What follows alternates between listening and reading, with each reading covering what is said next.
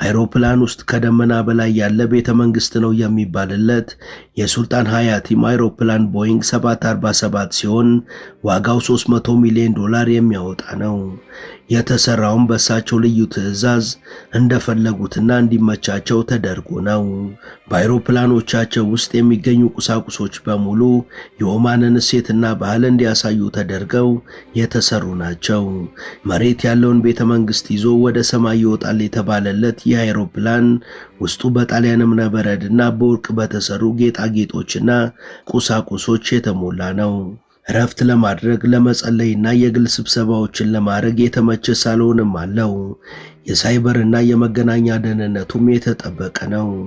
ከቦይንግ 747 ሌላ ደግሞ ለአጫጭር ጉዞዎች የሚሆን በትዕዛዝ የተሰራ ገልፍ ስትሪም 550 የተባለ የ$60 ሚሊዮን ቅንጡ ጀትም ይጠቀማሉ።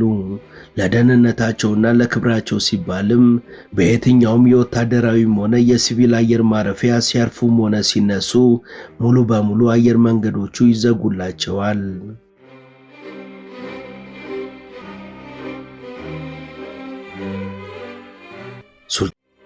ሙሉ ታሪኩን በመሿለኪያ ቲዩብ ያገኙታል።